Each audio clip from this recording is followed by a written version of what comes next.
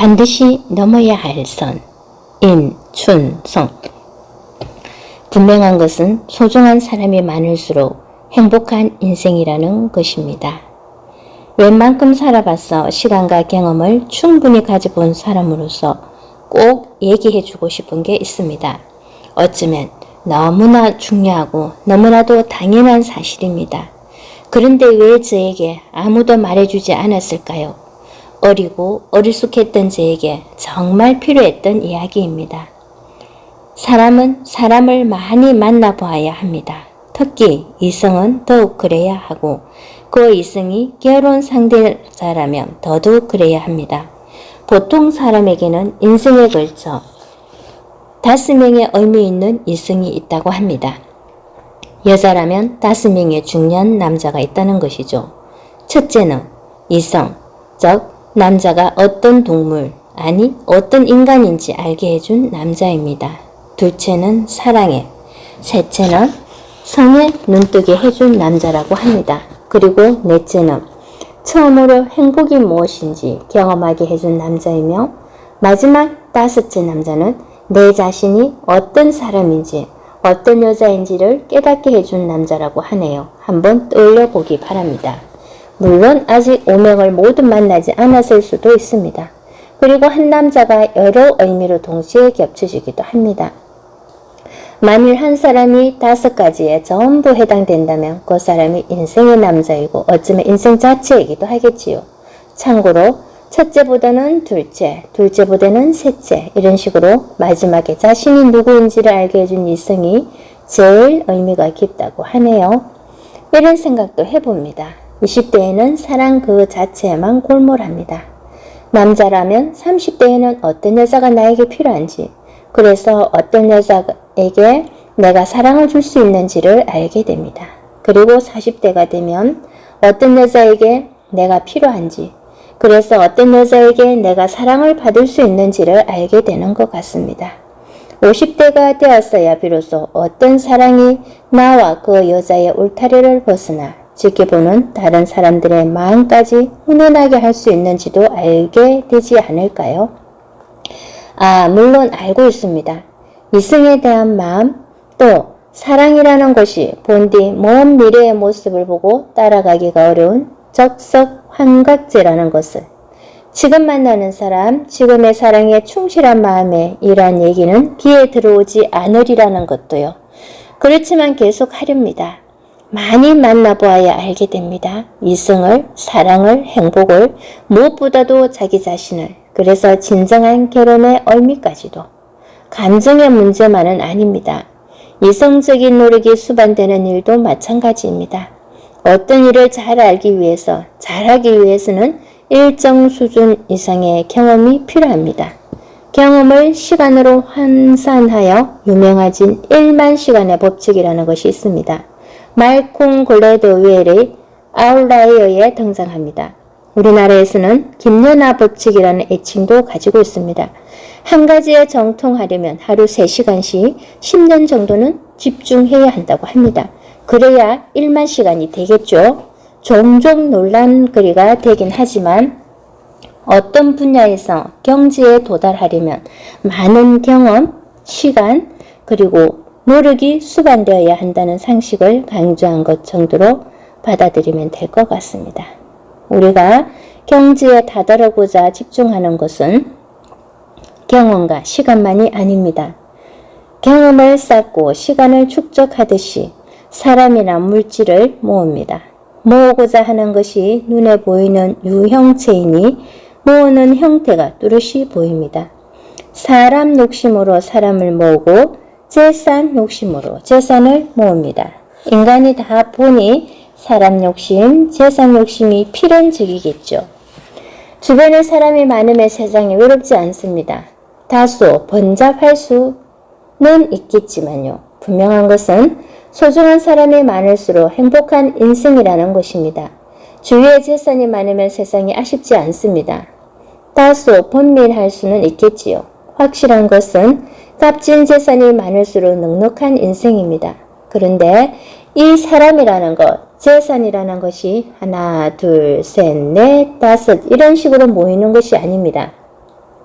하나, 둘, 셋 하다가 갑자기 여덟, 열, 여섯 합니다. 어느 순간 어느 경지에 오르면 갑자기 마구 불어납니다. 산술적으로 증가하는 것이 아니고 기하급수적으로 늘어납니다. 그렇다면 그 순간이 궁금합니다. 과연 그 순간이 언제 어디에서부터일까요? 과연 어느 경지에 도달해야 진정 부자라고 할 수 있고 진정 마당발이라 부를 수 있을까요? 눈에 보이는 사물이든 눈에 보이지 않는 경험이든 간에 사람은 천성적으로 열심히 모으고 쌓으려고 합니다.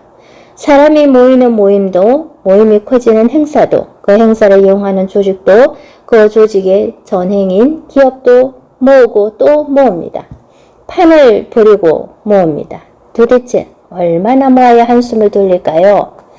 무언가를 제대로 하려면, 이루려면 일정량의 시간과 경험 그리고 물량이 필요합니다. 그만큼이 흐르고 쌓이고 또 모이면 경지에 도달하는 것이죠. 그만큼을 우리는 크리티컬 매스라 부릅니다.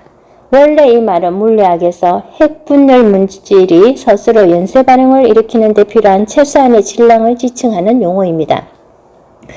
간단히 변화를 위해 필요 충분한 수나 양으로 이해하면 됩니다. 술을 마시는 사람은 주량을 의식합니다.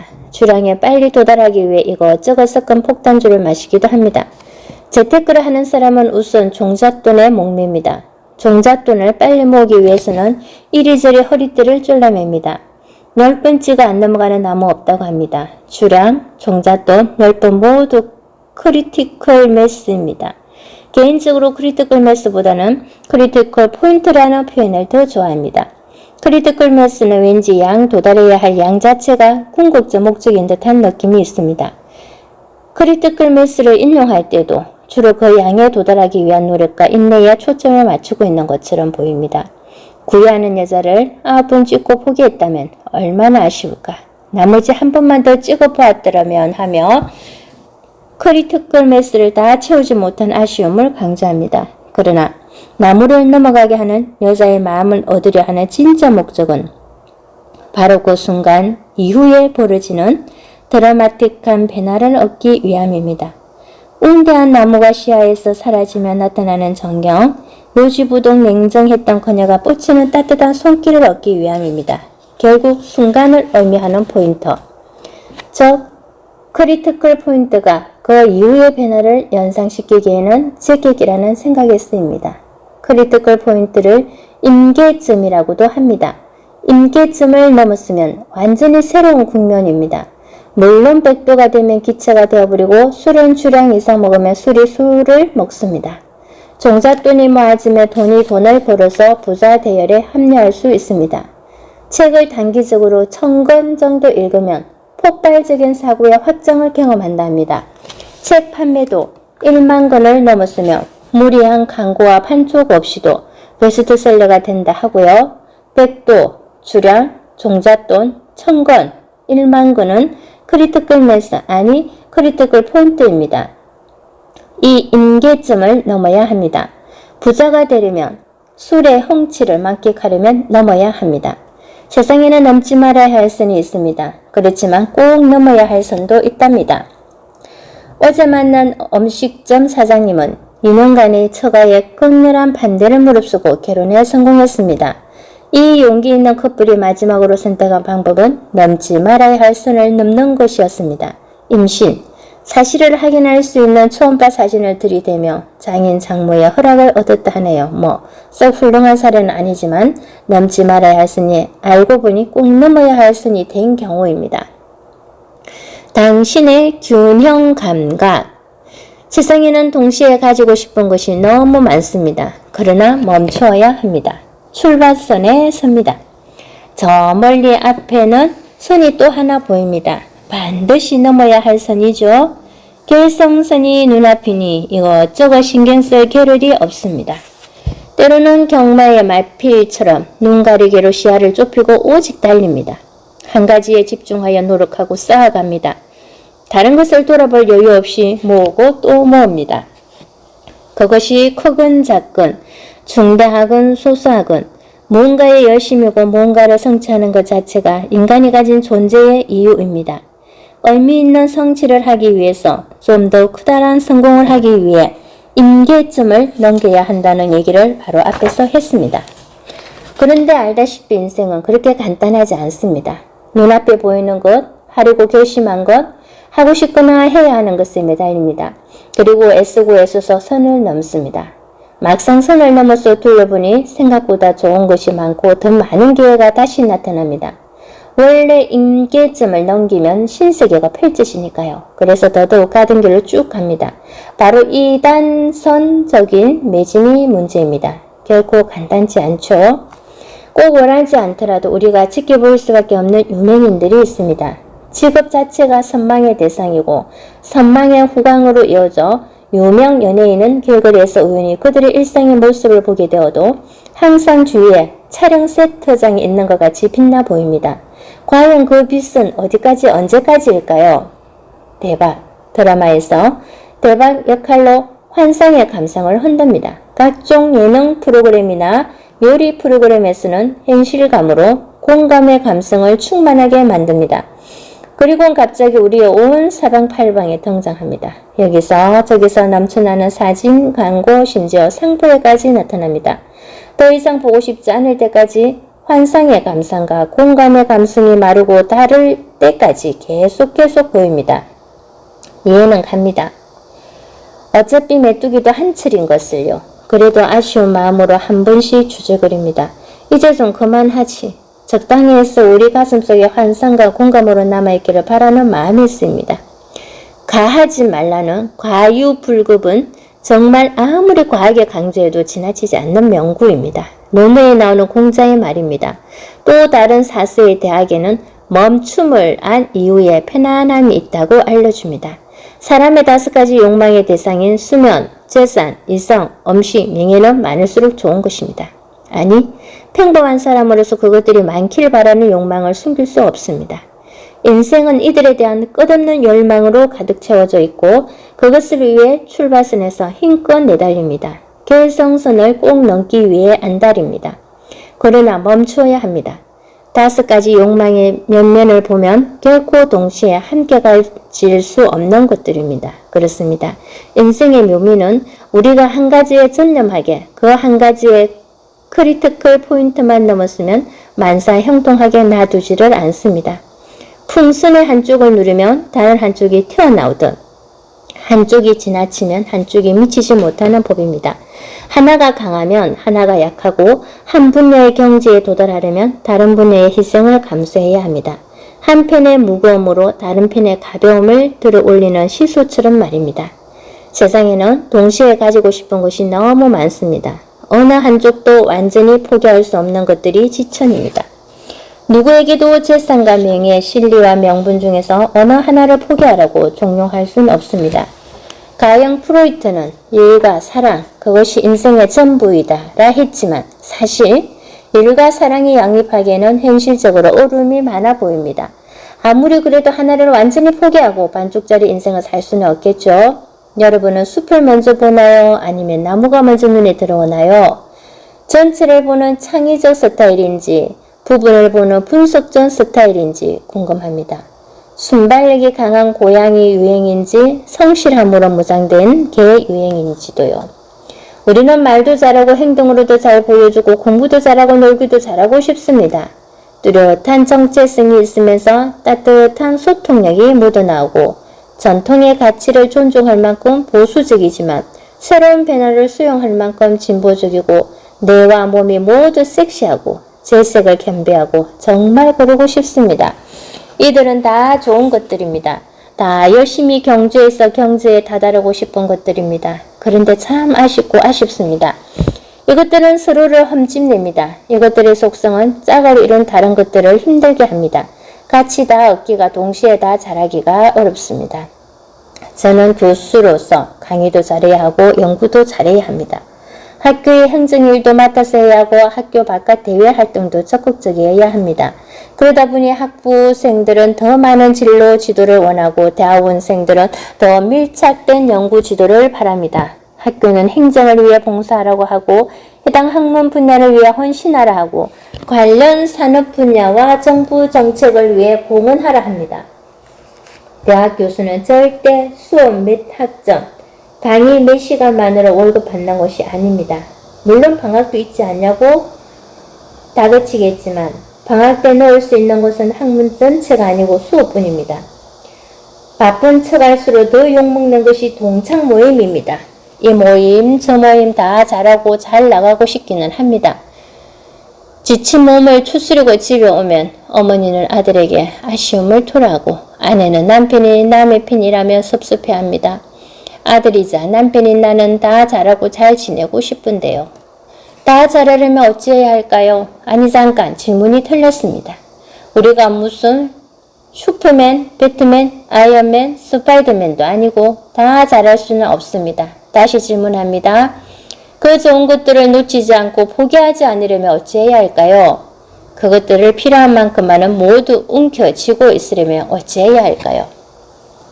한쪽으로 치워져서 강의는 잘하고 연구는 꽝이고 학부생은 인정하고 대학원생은 외면하고 학교에서 무능하고 대외활동은 유능하고 이 모임에서는 칭찬받고 저 모임에서는 욕먹고 어머니에게는 뿌듯하고 아내에게는 빠듯한 사람이 그런 대학 교수가 되지 않으려면 어떻게 해야 할까요? 치우치지 않아야 합니다. 어느 한쪽에 너무 과하면 안 됩니다. 정확히 말해서 그 나머지 한쪽에 너무 부족하면 안 됩니다. 어느 한쪽으로 치우치지 않고 균형 잡혀야 합니다. 균형 잡힌 사고와 행동, 즉 균형 감각은 정말로 무조건 좋은 것입니다. 몸매도 균형이 우선입니다. 균형 잡힌 몸매의 핵심은 상하 비율이지만 기본은 좌우 대칭입니다. 실제로 사람들은 대칭적인 신체를 가진 이성에게 더 매력을 느끼며 그렇지 않은 사람들이 상대적으로 덜 건강한 유전자를 가졌을 것이라는 본능적 지각이 있다고 합니다. 진화 심리학의 연구 결과입니다. 성경에도 자로나 우르나 치우치지 말라라는 말씀이 여러 번 나옵니다. 중국 고대의 전설적인 제왕인 삼항오제 중에서도 태병성대의 대명사인 요임금이 순임금에게 자리를 물려주며 다짐시킨 것도 윤직기 중, 치우치지 말고 중심을 잡으라는 것이었고요. 조선의 요순 시대를 할 수 있는 영정조 시대의 근간도 치우치지 않은 당파와 인재의 등용인 탕평책입니다. 일상에서 일상적으로는 볼 수 없는 팔방미인도 엄밀히 말하면 팔방이 미인이 아니라 팔방 중 어느 한쪽이 크게 부족하지 않은 치우치지 않은 균형 잡힌 사람을 지칭하는 것이겠죠. 애플의 신제품 발표에는 항상 열광의 도가니였습니다. 당연히 그 중심심에는 스티브 잡스가 있었죠. 그가 12년 넘게 고집스레 착용한 이세이 미야케의 검정 터틀넥과 리바이스 청바지 차림이 눈에 선합니다. 그러나 의외로 대중의 눈썰미에 포착되어 우리에게도 단숨에 유명세를 탄 것은 그가 신은 운동화 뉴발란스입니다. 뉴발란스의 창업자는 닭이 걷는 모습을 보고 어떻게 닭은 3개의 발톱만으로도 균형 있게 걸을 수 있을까 하고 고민하게 됩니다. 그 결과 지지대가 있는 깔창의 신발을 만들어냅니다. 어떠한 신발보다도 몸과 발, 움직임의 균형에 집중했고 뉴발란스라는 회사명과 브랜드명도 불균형한 발의 새로운 균형을 창조한다라는 의미랍니다. 균형이 중요합니다. 몸도 마음도 균형이 중요합니다. 세상에 수많은 좋은 것, 갖고 싶은 것, 도달하고 싶은 것이 있어 열심히 추구합니다. 그러나 과하면 안 됩니다. 과하게 되면 그것을 얻는 만큼 다른 것을 있는 것이 세상의 이치입니다. 그러니 추가하되 골고루 취해야 합니다. 균형 있게 취해야 합니다. 한쪽으로 치우치지 않는 것, 양쪽으로 균형을 이루는 것, 어쩌면 세상을 살아가는 제일 중요한 덕목이라 할 수 있습니다. 하나하나 취하되 각각 치우치지 않는 것은 그것의 중요도만큼 만만한 일이 아닙니다. 어떤 방법이 있을까요? 다시 사회존재의 사고방식에 의존하려 합니다. 물론 당신의 균형 감각을 위해서 말입니다. 치우치지 않으려면 지내야 할 사회존재. 균형 잡힌 당신이 되길 원한다면 균형추의 입장에서 내가 원하는 것들을 쳐다보아야 합니다. 남녀 사이의 삼각관계는 인간사에 등장하는 대표적인 갈등 구조입니다. 짝이 안 맞으니 불안정하고 위태롭습니다. 하지만 친구 사이라면 전혀 다른 양상입니다. 추억만으로도 미소 짓게 하는 학창시절의 한가운데는 함께 울고 웃던 친구들이 있습니다. 독수리 오행제, 칠공주 같은 과한 숫자도 있지만 뭐니 해도 삼총사가 현실성이 있습니다. 삼총사의 일원이 되어보지 않은 사람은 드물 거라 여겨집니다. 하긴 요새 적지 않은 수의 아이돌 걸그룹을 보면 떼지어 헬라어 모습으로 현혹시키지만 원래 무슨 브라더스, 무슨 시스터스는 세 명이 원조입니다. 아무리 찰떡궁합 친구 사이라도 늘 마주보는 두 사람은 좀 허전하고 종종 대립하기도 합니다. 이에 반해 세 명이 모이면 때론 한 명이 나머지 둘을 연결하고 중재하며 안정적인 구도를 잡아갑니다. 마치 산발이나 닭의 새 발톱을 본듯 뉴발란스의 지지대처럼 말이죠. 삼각구도는 너 아니면 나로 구성되는 직선구도와는 판이합니다.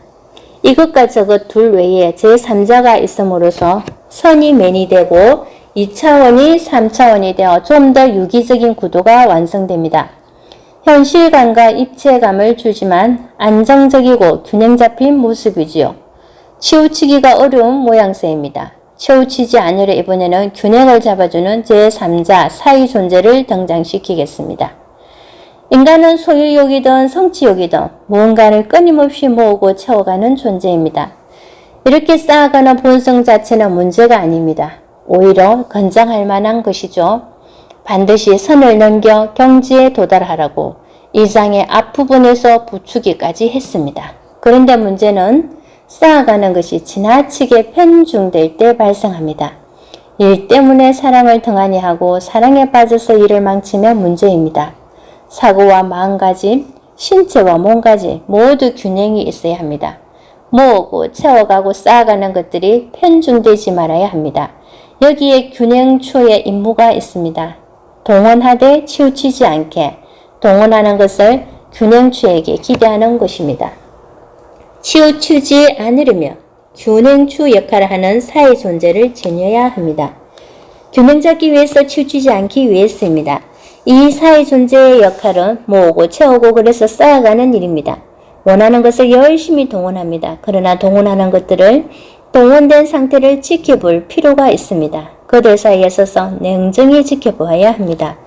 일상에서 사물이 균형을 잡아가는 모습을 떠올려 보세요. 그 중심에는 중심이 있습니다. 양손 저울에는 양손 사이에 저울이 있고 시소의 양펜 사이에는 시소 받침대가 있습니다. 양손 저울이 시소가 균형을 잡으려면 어떻게 해야 하나요? 체조 선수가 평균대에서 물구나무를 서서 양다리를 우아하게 펼칩니다. 멀리서 보면 평균대와 평행한 자태이지만 체조 선수는 이를 위해 한쪽으로 치우치지 않으려 부단히 노력합니다. 외주를 타는 줄끈은 양팔로 혹은 들고 있는 합죽선으로 균형을 잡습니다. 한쪽으로 치우치면 다른 한쪽의 비중을 높이며 외주를 걷습니다. 그렇습니다. 경지에 오르기 위해서 동원하지만 치우치지 않기 위해서 그때그때 필요한 것을 동원하는 것이 중요합니다. 무작정 동원하는 것이 아니라 균형 있게 동원하는 사이 존재를 마음속에 품어야 합니다. 모으고 채우는 것들을 사이에서 떡하니 엉치하며 점검합니다. 그리고는 부족한 부분을 채우려 노력합니다. 양편의 상황과 관계를 끊임없이 연결하는 매개자이기도 합니다. 멋지게 균형 잡힌 당신이 되길 원한다면 그러한 사회 존재를 지녀야 합니다. 균형추의 입장에서 내가 원하고 얻으려는 것들을 쳐다보아야 합니다. 신리와 명분, 부와 명예, 일과 사랑, 냉정과 열정, 어머니와 아내, 친구와 애인, 그 사이에 말뚝을 받고 앉아 쳐다봅니다. 삼각 구도를 이룹니다. 모두가 소중하니 포기할 수 없습니다. 다 가져가야 합니다. 이 세상에 소중한 것, 좋은 것을 다 취하도록 노력해야 합니다. 그러나 절대 치우치면 안 됩니다. 치우치는 순간 균형이 무너지면서 많은 것을 잃게 됩니다. 그러니 균형추의 관점으로 끊임없이 관찰하고 끝없이 동원해야 합니다. 어느 한쪽으로 치우치지 않기 위해서 말이죠. 혹시 레이더 차트라는 것을 본 적이 있을 것입니다. 모양이 레이더 같기도 하고 거미줄 같기도 합니다. 프로야구팀의 전력을 분석할 때 투수력, 수비력, 타격 능력, 주력, 선수 풀, 구단 지원 등을 두루 살펴봅니다. 또한 투수, 스카우팅, 리포트에는 볼 스피드, 제구력, 변화구 다양성, 수비, 체력이나 부상 이력이 적혀 있습니다. 이런 항목들을 중앙을 중심으로 삥 둘러 나열하고 각 항목의 수준을 중심으로부터의 거리로 표현하는 거죠. 당연히 스피드는 짱인데 제구력이 꽝인 투수보다는 어느 하나 치우치지 않고 골고루 수준 높은 선수가 훌륭한 투수입니다.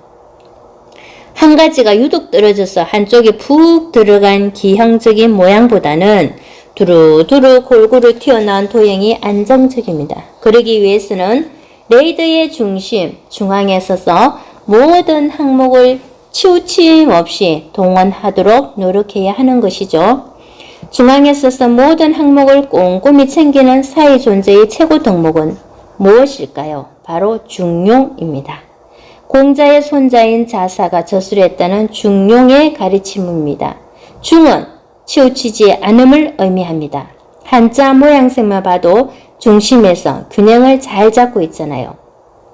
그런데 종종 우리는 중용을 중립으로 잘못 이해하는 경우가 있습니다. 중립이라고 하면 일반적으로 가운데 서서 어느 쪽으로도 다가가지 않겠다는 이 편도 저 편도 아닌 중간에서 관여하지 않겠다는 입장으로 사용합니다. 역사학자 토인비마저 극찬한 중용의 심오한 지혜를 너무 얄팍하게 사용한다는 말입니다. 공자는 마을의 사람들 모두가 좋아하는 사람은 어떻습니까? 라는 질문에 단호하게 좋은 사람이라고 할 수 없다고 대답합니다. 모두가 좋아하는 사람은 특정 일부의 온전한 사랑을 받기는 어렵습니다. 모두가 좋아할 정도로 그 누구의 의견과 대립하지 않으면서 그 누구와도 처지지 않는다는 것이죠. 중립이란 이러므로 교묘한 기회주의를 탐닉한다는 경고입니다. 도올 김용옥은 더욱 극명하게 비판합니다. 좌파도 아니고 우파도 아닌 중용의 길을 걸어가겠다고 호언하는 자는 핵습분자도 못되는 소인배에 지나지 않을 것이며 이도 저도 아닌 우유부단한 머뭇거림의 비겁한 방편을 제시하는 말장난에 불과하다. 맹자에서도 자주색을 싫어하는 이유는 빨간색을 어지럽히기 때문이다라 하는군요. 균형추의 중용은 물리적으로나 논리상으로 얼추 중간점을 지향하는 것이 아닙니다. 중립을 표방하며 적당히 절충하거나 타협하는 것도 아닙니다. 중용은 애매하게 중간에 우두커니 서 있는 것이 아닙니다. 이것도 저것도 아닌 것이 아니라 이것일 때는 이것이고 저것이어야 할 때는 저것입니다. 일할 때는 열정적으로 일하고 사랑할 때는 정열적으로 사랑하는 것입니다. 일팽개로 사랑에 태면하고 사랑을 이유로 일에 소홀한 것이 아닙니다. 그렇습니다. 우리는 우리가 지내야 할 균형추는 어느 한쪽으로 치우치지 않으려 부단히 대응하고 노력해야 합니다. 백조가 물 위에 우아하게 떠 있으려면 자전거가 똑바로 서서 달리려면 그래서 끊임없이 균형을 이루려면 그때 부족한 부분을 채우며 동원해야 하는 것이죠. 세상에 좋은 것, 원하는 것, 소중한 것들은 너무 많습니다. 그들을 포기하지 않고 균형 있는 삶과 올바른 균형 감각을 확보하려면 그들 사이에 서야 합니다. 단지 중립으로 살포시 서는 것이 아니라 견고하게 우뚝 서야 합니다. 치열한 동원과 끊임없는 중용으로 항상 치우치지 않기 위해서입니다. 훌륭한 인생을 위한 괜찮은 방법, 추구, 리스트와 짝 견제, 긍정, 상관으로 균형과 전진을 함께 성취할 수 있습니다. 쉽지 않겠지요. 치우치지 않으며 균형을 유지하는 것은 무척 어려운 일입니다. 하지만 잠깐이나마 주변을 둘러보세요. 그런 사람들이 있습니다. 그들은 멋지게 처신하고 폼나게 첫싸웁니다. 그 건조에는 균형 감각이 자리 잡고 있고 그 균형감의 근원에는 치열한 동원과 끊임없는 중용이 있습니다. 놓치기에는 너무 아름다운 인생의 덕목이고 저버리기에는 너무 아까운 인생의 모습입니다. 노력해야 합니다. 균형 추려를 연상하며 실천해 볼 만한 가치가 충분합니다. 여기서 이를 노력하는 방법을 하나 소개하려 합니다. 그다지 특출한 것은 아니지만 꽤 괜찮은 방법이라 생각합니다. 첫째로 내가 추구해야 할 것들을 한번 적어봅니다. 추구 리스트라 불러봅니다. 사실 제 경우에는 매년 연말이나 연초에 곰곰이 고민하며 작성합니다. 별로 새롭거나 대단한 것들은 아니고요. 인간이라면 누구나 갖고 싶고 성취하고 싶은 것들입니다. 열심히 모으고 쌓고 동원해야 할 것들입니다. 하나하나 반드시 넘어야 할 선을 넘어 일정한 경지에 도달하고 싶은 것들이죠. 그런데 강조하고 싶은 것이 하나 있습니다. 내가 추구해야 할 것들이 꼭 거룩하거나 도덕적일 필요는 없습니다. 돈, 무척 중요합니다. 또 돈을 모으는 것도 중요하지만 돈을 잘 쓰는 것도 중요합니다. 잘 써야지요. 일도 중요하지만 어쩌면 노는 것이 더 중요할지 모릅니다. 돈 쓰려고 모으는 것이고 놀려고 일하는 것 아닌가요? 모든 것은 생각하기 나름입니다. 절대적으로 좋은 것도 나쁜 것도 없습니다. 긍정적인 감정과 사고는 좋은 것으로 간주됩니다. 낙천주의, 사랑, 열광, 믿음, 편안함 다 우리가 지향하는 것입니다. 반면에 불안, 화, 죄책감, 수치심, 질투 등은 부정적입니다. 지향해야 하겠지요. 그렇지만 이렇다면 어떻습니까? 진정한 어려움을 제대로 못 보게 하는 낙천주의, 이성을 마비쉽게 어리석게 만드는 사랑, 광적인 열광, 순진한 믿음, 사람을 멍청하게 만드는 편안함, 또 이건 어떻습니까? 위험을 경계해주는 불안, 반대를 극복할 용기와 힘을 주는 화, 나의 과실을 객관적으로 보게 해주는 죄책감, 규범을 준수하게 하는 수치심, 타인을 인정하게 해주는 질투, 어떤가요? 무조건 좋고 나쁜 것은 드뭅니다. 다시 한번 찬찬히 생각해보고 내가 동원해야 할 것들을 꼽아 리스트에 포함시켜야 합니다. 두 번째는 작성된 추구 리스트를 더 자세히 들여다보는 것입니다. 그러면 금방 알 수 있습니다. 리스트에 적힌 것들이 서로 잘 맞아떨어지지 않는다는 것을. 각각은 서로 갈등을 빚기도 하고 이해관계가 상충되기도 합니다. 직장과 가정은 둘 다 잘하기가 어렵고 친구와 연인 모두에게 많은 시간을 할애할 수 없습니다. 과묵하면서 유쾌하기 어렵고 할 말이 참 많은데 남의 말을 차분히 들어주기는 쉽지 않습니다. 이렇듯 상호 배타적인 것들을 리스트에서 추려냅니다. 떼어놓고 보면 가치가 있는 것이지만 함께 공존하기 힘든 특성을 갖고 있는 것들입니다. 어차피 인생이란 그런 것들이 모인 합집합이니까요. 각각은 합당하나 가치는 상반되는 짝들을 눈여겨보세요. 그리고 그들 사이에 균형추가 되어 끼어들어 갑니다. 왼편에 하나 오른편에 하나를 올려놓고 저울질합니다. 마치 양파일 저울처럼 시소놀이처럼 항상 균형을 유지하도록 노력해야 합니다. 끊임없이 중용을 외쳐야 합니다. 한쪽이 가하면 절제하고 한쪽이 부족하면 동원해야 합니다. 이렇게 짝지어 늘 챙기는 것을 짝견제라 부르겠습니다. 세 번째는 좀 더 난이도가 높습니다. 그러나 해볼 만한 가치는 충분합니다. 제 인생의 많은 부분에 기여한 나름의 방법이니까요. 긍적상간이라는 고리타분한 이름이 붙었지만 선순환이라 부르는 것이 더 정확할 듯합니다. 이 대목에서 주안점은 짝견제에서의 짝은 꼭 상호 배타적인 것만은 아니라는 겁니다. 잘 꾸려나가면 오히려 서로에게 도움을 주고 긍정적인 상승 효과를 주는 선순환이 가능합니다. 프로이트의 지적 덕분에 일과 사랑에 관해 많이들 이야기합니다. 일과 사랑이 양립하기 어렵다고 하지만 이거 역시 자기 하기 나름입니다. 일을 열심히 하되 열심히 일에 전념하는 매력적인 모습을 그녀에게 또는 그에게 보여주기도 하며 하고 있는 일을 적당한 수준으로 설명해주고 이해하게 합니다. 공동의 관심사와 소통거리로 만드는 것이죠. 그리고 일을 잘해서 얻어진 성과를 같이 나눕니다. 물론 물질적인 것이면 효과는 만점입니다. 그러면 사랑도 오케이입니다. 사랑이 순풍을 타면 사랑하는 사람의 응원과 배려로 자신감을 가지게 되어 일도 더 잘할 수 있겠죠. 그래서 서로서로 계속 좋아지는 선순환에 접어든다는 것입니다. 저는 대학 교수인지라 강의와 연구에 다 충실하고 싶습니다. 에너지와 시간의 배분 문제로만 보면 그 둘은 상충입니다. 그러나 좋은 강의는 독창적인 연구와 고찰에 의해 발현됩니다. 역시 연구의 동기와 결과는 모두 강의를 통해 강화되고요. 학례와 대외 활동도 하나하나 다른 하나를 갉아먹는 구조는 아닙니다. 실용학문인 공학, 특히 저의 전공인 산업공학의 특성상 세상과 산업의 현장감이 부족한 교수는 본업에 충실하지 못하고 본업에 충실하지 못하는 교수는 외부에서 불려주지 않습니다. 핵심은 이것입니다. 상반되고 상충되는 것들도 자세히 따져보면 서로에게 긍정적인 영향을 주는 연결선을 찾을 수 있습니다. 그 선과 인과 관계를 찾고 노력해서 소중한 것들이 다 잘 될 수 있는 선순환을 이룩하자는 것이죠. 당연히 그러한 사고와 발생이 가능하려면 양편을 연결해주는 사회존재가 필요하겠죠. 치우치지 않으려면 균형을 잡아야 합니다. 원하고 바라는 것, 소중하고 중요한 것들이 너무도 많습니다. 그들을 동원하고 균형을 유지하는 것이 어쩌면 행복한 삶의 모든 것 같습니다. 다소 딱딱하게 전개하였지만 서리피적 추구리스트, 짝견제, 공적상관을 기억하기 바랍니다. 1961년 1월 20일 존 F 케네디는 역사적인 취임 연설을 합니다. 최연소이자 20세기에 태어난 첫 번째 미국 대통령입니다. 요절로 그에 대한 추앙은 더욱 깊어졌고 취임 연설에 등장한 뉴 프론티어 정신은 지금까지도 미국인의 가슴에 남아있습니다. 새로운 세상에서 새로운 개척자 정신으로 새로운 성취를 이루어가자는 꿈과 희망의 동료이자 참여와 노력의 동원이었습니다.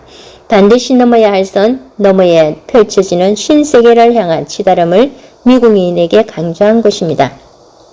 케네디가 취임 연설을 하기 3일 전 또 한 명의 역사에 빛나는 미국 대통령의 연설이 있었습니다. 퇴임 연설이었습니다. 2차 세계대전의 승리를 일군 주역이며 우리에게는 한국을 처음으로 방문한 미국 대통령 드와이트 아이젠하워입니다. 비록 새로운 시대를 향한 열강에 대한 길에 가려진 연설이었지만 아이젠하워의 업적과 더불어 두고두고 재평가되고 있습니다. 저돌적인 케네디 시대의 부작용을 미리 예견한 것처럼 보이는 국민에 대한 깊은 당부, 그 모든 것은 한마디로 균형, 그리고 치우치지 않는 중용이었습니다.